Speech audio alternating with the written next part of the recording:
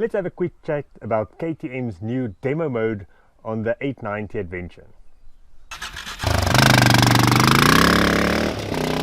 Hi, I'm Francois from adventurebiketroop.com, and in this video I want to give my opinion on KTM's new demo mode that's available on all new 890 Adventures. I don't know which bikes it's available on, might be on some of the other ones, but I just saw that there's a new controversial demo mode that if you buy the bike, they unlock all the electronic features. So that means traction control, the slide control, the quick shifter, even cruise control. So everything, all the features that you usually pay extra for are available when you buy the 890. But then after 1,500 kilometers or almost 900 miles, it switches off and you have to pay to unlock the features that you want. So I mean, my first response is that's just crazy. But if you think about it, a lot of software work like that already. You've got a free trial, you can use all the features, and then if you like it, you decide to buy it or subscribe for it. So I mean, the choice is still yours. But this is the first time that it's available on a motorcycle, and I think that is what causes this stir, and there's a lot of negative comments. I haven't watched any other YouTube videos on it. I'll watch it after I made my own video because I don't want to be swayed by their opinions. So let me know in the comments what you think, or what your first reactions are on this demo mode. Is it a good thing or a bad thing? Are they screwing us, or are they giving us a benefit? So let's think of, from KTM's perspective, it makes sense. They already have all the features. It's probably cheaper to build all the bikes the same and then disable some of the features instead of adding it later on, so by making different base models. So it kind of makes sense from that perspective. And then obviously there's the marketing thing about it. You get to experience stuff that you don't even know you want, like if you've never used the quick shifter or that slide control, if you've never used it before, maybe using it will be the thing that pushes you to actually take out the money for it. So it completely makes sense from that perspective, and I don't think they expected the negative reaction, and time will tell whether this becomes the norm. So in their defense, if I want a base model KTM, I would go test ride a base model, and that's what I'd buy. So if they give me these extra features for free, that is something that I get that I didn't pay for. It's an additional benefit. It's the consumer's choice to whether you're going to switch it on or not. I don't have to use cruise control. I didn't pay for it. I didn't want it when I decided on the bike. So it's still my own choice. So on the one hand, in the end, the consumer is what drives it. So if we're going to fall for these things, or we're going to demand or use it, we can't take it out on the manufacturers. I mean, they're just going to give us, our behavior determines what they put out in the market. I think the one thing that is sort of a sneaky thing is that obviously if they sell a bike at the base price, the price without all these features, but it has the features in it, the hardware installed in it, I am pretty sure they are still making a profit on it. So in effect, you are actually paying to cover the manufacturing costs, the marketing cost, and then some profit as well. So I think that feels a bit sneaky, and that's probably where the intuition or the negative feelings come from. It's the fact that you already cover the costs and pay for all the features, and now why do they take it away?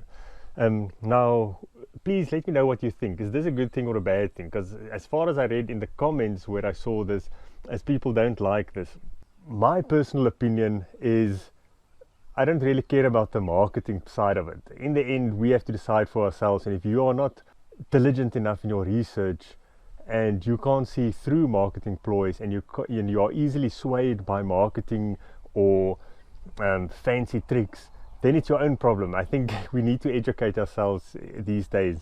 So I'm not too worried about that side. I mean, I feel we are all grown-ups, and we have to decide for ourselves, and we have to develop our own defenses against these marketing ploys. What do worry me is the fact that it's even possible to do this. I mean, on most old bikes you still had to kickstart it. There's a carburetor. No one can hack into your bike, or no one can track your location on your bike. With these electronics these days, I mean, where is it headed? I've seen a video where they hacked into a Jeep remotely and they could switch off and on the car remotely by just logging into the computer. A lot of new cars like Land Rovers, Discoveries have to have software updates every now and again, and these days you can park at your home. When it connects to your Wi-Fi, the latest software is updated onto the computer. And with hackers these days, or digital warfare, all these systems are vulnerable, whereas if you have a carburetor, as long as there's air and fuel and no air leaks, the thing should run if it's not dirty and the jets are not clogged. So even relying on an electric start, that's what I like about my old Yamaha AG200. I can take out the battery. The other day, just last week in this video, I got stranded. It just died. The bike suddenly died. It's just dead. It's like I've blown a fuse because one of the wires melted through. Now this is something that could happen on a modern bike. A rat could even chew it through. That happens here with modern cars. And I managed to get home because I could kickstart it, and I didn't even need the fuses, the electric start, or the battery to power the bike to get it home. And I think that is the biggest problem for me, and I've been saying this for many years. All these electronics to me is a liability and a risk, and not worth paying for, regardless of whether it's a quick shifter or this or that, or even the fact that the fuel injectors are powered by this fancy computer.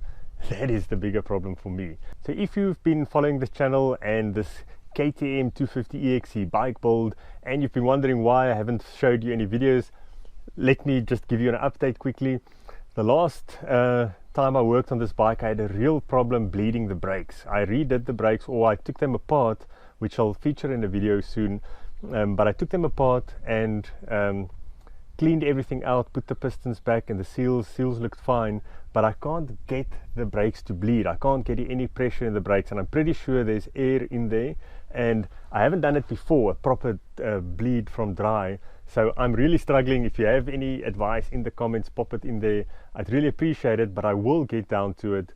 I've bought a syringe. I'm going to try to squeeze out all the bubbles from the bottom up, but I haven't gotten around to it. The other reason why I've stalled is I've actually found the fork seals. It's not a 50mm that was in there. It's a 49.5mm, and that's actually what I measured with the vernier, and I couldn't find it anywhere. And then on eBay in France, I found the correct seals for this 1996 250EXE. So I'm waiting for that. It's on its way.